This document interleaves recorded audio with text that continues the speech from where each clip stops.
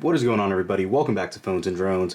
You guys can see it here. If you follow the channel, you know we just did our unboxing of those new Galaxy Buds 2s, and we are huge on earphones as it is.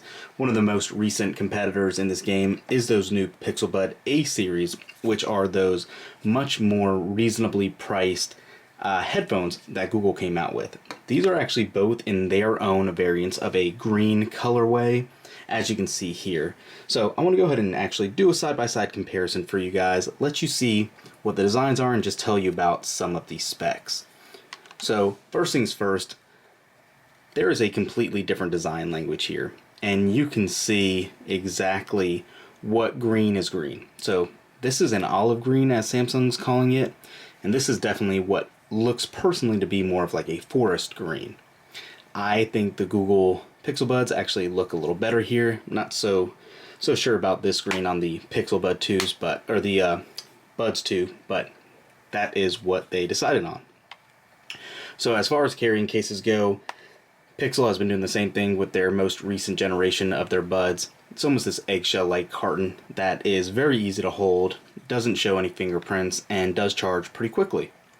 As far as these Pixel Buds, these Galaxy Bud 2s, they are by no means large at all. It is a square shape as opposed to this circular one or ovalish looking one on the Pixel Buds, but they both will fit in your pocket just as easily. You obviously do have that glossy white on the outside here with that accent green color, kind of like what you do on the Pixel Buds. So as far as that goes, that is what you're going to get as far as the carrying cases and your re-up on your charging time and all that. The buds themselves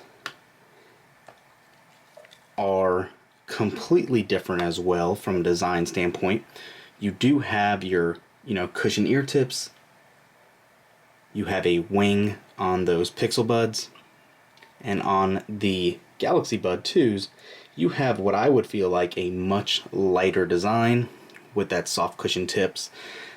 These Pixel Buds actually have been used for at least an hour every day since I've had them. I use them for work, and then ever since these came in now, these feel so much better in the ear without having that wing. These really do just kind of disappear on your head from wearing them. It's going to be a personal preference. Obviously, you're going to have to see which one works better for you as far as fit goes, but the design and the lightweightness right off the bat really makes these a draw for sure.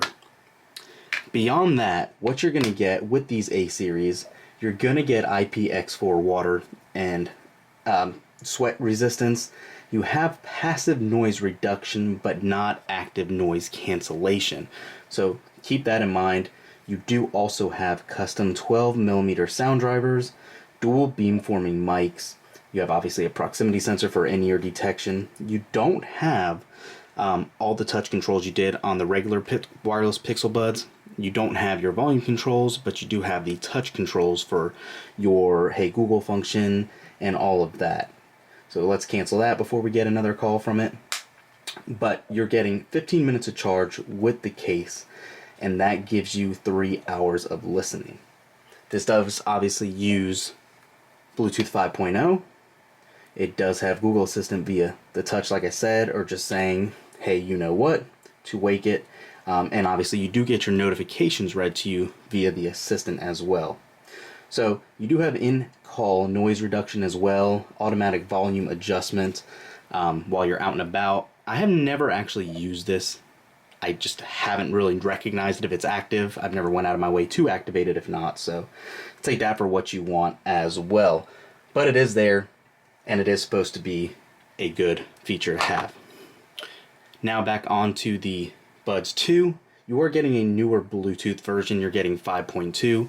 You're not gaining anything extreme better as far as range or anything of that nature, but it's worth noting you do have that most recent build of Bluetooth on here. You're getting 3 mics per bud. You do have, which is the bigger selling point, active noise cancellation with ambient sound modes, and it's all handled in the apps on the phone. Makes a big difference. It's actually pretty good. So you are paying an extra $50 premium for the Galaxy Bud 2 over the Pixel Bud A series, but you are getting ANC if that's something you really wanted. They also do have an accelerometer, a gyro, proximity, and touch sensors obviously on the buds as well. You're getting a 61 milliamp hour bud for their battery and a 472 milliamp hour case. So comparable again to what you're getting in the Galaxy or in the Pixel Buds. You're getting 5 hours of play per bud with 15 hours in the case, and that's with ANC on. So by having those turned off, you will actually receive a little better battery life from that standpoint. You are only getting IPX2 water resistance on here, so it is still going to be splash resistance, but not quite as good as the resistance rating on the Pixel Buds with that IPX4 rating. Again, the case itself, they're very comparable in size. I can give you specific dimensions for it, but you can get a good grasp of how tiny they are and what they look like right here as well. Personally, I am going to still stick with the Pixel Buds for now. Obviously, we've only had the Galaxy Buds for a couple days, but once I put them through the paces, see how that fit really is in the finish, I could easily be popping over and using these as my daily headphones. I'm going to pop it in really quick, one more time, and yeah, it does just feel like it's not even there. The moment you put them on, you get that almost quote-unquote suction vibe, so it shuts out the world around you, and they're great. You are getting a couple of color options with these as well. I obviously, like I said, got that olive green, so yeah, that's really all I have in this one. I don't want to ramble on too much, guys. Which ones do you prefer? Obviously, both of these competitors have been around for a while. They've been making phones that really work in their own ecosystem. Software is equal on both.